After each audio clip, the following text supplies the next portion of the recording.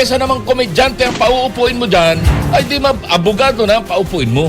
Bakit ba ang daming atat na pababain itong si Senator Attorney Alan Peter Cayetano? Na napapaghalata kayo eh. Ayaw ninyong mangyari sapagkat baka matuloy yung sinasabi ninyong totoong fair trial. Hindi ba gusto natin na dapat ang humahawak ng ganitong mga klase ng trabaho ay abogado? Mario Joseph, napapaghalata kayo eh. Natatakot kayo na baka ma-acquit itong si Sara Duterte. Eto nga, bakit ba ang daming atat na pababain itong si Senator Attorney Alan Peter Cayetano? Hindi ba gusto natin na dapat ang humahawak ng ganitong mga klase ng trabaho ay abogado? Kesa namang komedyante ang pauupuin mo dyan, ay di abogado na ang paupuin mo. Tama-tama naman, hindi ba? Si Peter Cayetano, si Senator Alan Cayetano, abogado yan. Kaya nga, hindi siya basta-basta nababalentong pagdating sa pagdating dyan sa mga debate dyan ho sa Senado, hindi ba? Plus yung mga nangyayari ngayon, hindi ba? Hindi ba lahat ng kanyang mga argumento doon sa mga kaganapan dyan sa Senado ay tinuturing ng mga eksperto na balido? Balido. Di ba? Pati yung pagsuspende, yung pagtanggi na hindi tinanggap ng Senate, yung suspension nitong si Sergeant at Arms Mau Aplasca. Mau Aplasca pala yan, ano ha? Yung apelyido lang ang natandaan ko.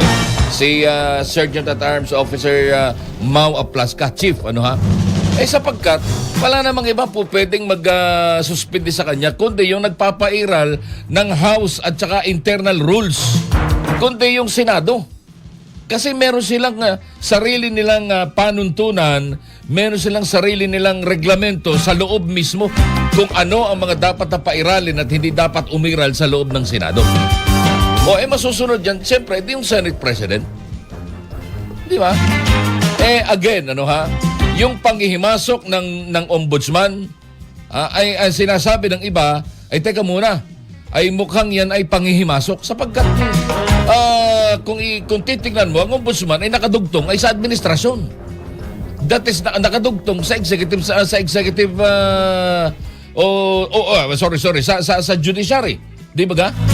Sa judiciary ay hindi pa pwedeng makialam. Hindi nga nakikialam yung Supreme Court sa nangyari dyan eh. Unless na merong magreklamo sa Supreme Court at saka siya magbibigay ng utos kung kanino man. Di ba ga? Ay hindi ganun eh. Hindi ganun. Co-equal yung mga opisina na yan. Kaya kahit na anong sabihin pa, ultimo ng presidente, hindi pwedeng makialam na basta-basta dyan.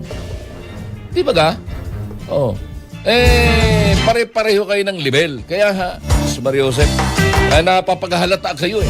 Ayaw ninyong mangyari sapagkat baka matuloy yung sinasabi ninyong totoong fair trial.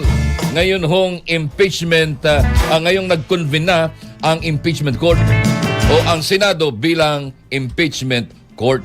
Yon ang sa tingin ko ay dahilan. Dahil natatakot kayo na baka ma-acquit itong si Sara Duterte. Balita, impormasyon at balitaktakan. Kasama si Ronnie Ramos. Abante Pilipinas. Sa ngalan ng ating mga kasamahan sa loob at labas ng himpilan, ako pa rin po inyong iyamanin sa eksaswabing tagapagbalita sa umaga, Ronnie Ramos. At narito na ang ulo ng ating mga balita ngayong araw nito ng Martes, May 19, 2026. DOJ resolution sa flood control projects natanggap na ng Ombudsman. Senator J.V. Ejercito tinanggihan ang alok ni Senate President Cayetano bilang Senate Majority Leader. Senate President Cayetano inamin na hindi tiyak ang tagal ng kanyang panunungkulan. Senator Robin Padilla ginagalang ang desisyon ng NBI. Grupong Makabayan nanawagan sa Kamara na isuko na si Senator Bato sa ICC. Balita, impormasyon at balitaktakan. Kasama si Ronnie Ramos. Abante Pilipinas. Ganap nang nag-convene bilang impeachment court ang Senado. Idineklara ni Senate President Alan Cayetano ang quorum dahil matapos ang roll call ay mayroong 23 senator judges na dumalo. Tanging si Senator Bato de la Rosa lamang ang absent. Pagkatapos ay nanumpa naman, parang sobra. Dapat 22 lang. Oo, kasi 24 sila lahat, di ba ga? Eh wala na kasi 2025. Sorry. Nawala ako doon, wala ko. Pagkatapos ay nanumpa naman si Cayetano bilang presiding officer. Sinundan naman ito ng panunumpa ng iba pang senator judges.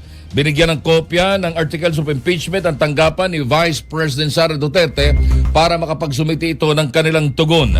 Inatasan ng impeachment court ang Senate Sergeant at Arms na padalhan ng written summons si VP Sara. Inatasan din at wala pa namang petsa na itinakda kung kailan muli magkukonvene ang impeachment court. Abante Pilipinas. Nag-convene na. Ibig sabihin, forthwith. Ano ba yung eksaktong termino yun? At yung salitang forthwith, natupad na. Hindi ba ga? Natupad na. Agad-agad. Yung agad-agad, ako naniniwala ko yung agad-agad na yun. Hindi naman sinabing agad-agad, ngayon kaagad yun. Na pagkatapos mong nombrahan ngayon yun, ay bukas agad. Hindi naman eh. Kailangan namin maghanda. Ako'y senador, teka muna, relax ka lang. Relax ka lang. Huwag kang atat na atat. Ba't hindi mo ba mabuksan yung maleta mo? Pinas. Mali. Bakit? Nabawasan na ba yung laman ng maleta mo? Kailangan mapuno ulit. Pinas. Di ba? Pero at least, makalipas ang isang linggo ay nag-convene ang Senado bilang impeachment court at nandyan na. Kaya ang tanong ko naman ay, teka muna, pagkatapos na sirain ng mga ipokritong congressman dyan sa Committee on Justice ang pangalan nitong si Attorney Mans Carpio, totoo yun, sinira sapagkat hindi naman siya kasali. Dahil maraming mga eksperto nagsasabi hindi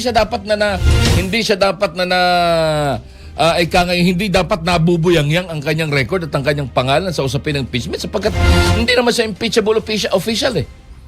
Ngayon, bibigyan ba siya ng pagkakataon na sumagot? Ay natural, hindi siya po pwedeng sa tingin ko hindi siya po pwedeng sumagot sapagkat hindi naman mag-respond, sapagkat hindi naman siya respondent, hindi siya yung ini-impeach. So paano niya ngayon ipagtatanggol ang kanyang pagkatao na sinira nitong mga ipokritong mga congressman at congresswoman doon sa panahon ng impeachment proceeding? Tanong lang. Nagtatanong lang. Di ba ga? Huwag na kayong tumang ipokrito naman talaga kayo eh. Pilipinas. Sige nga.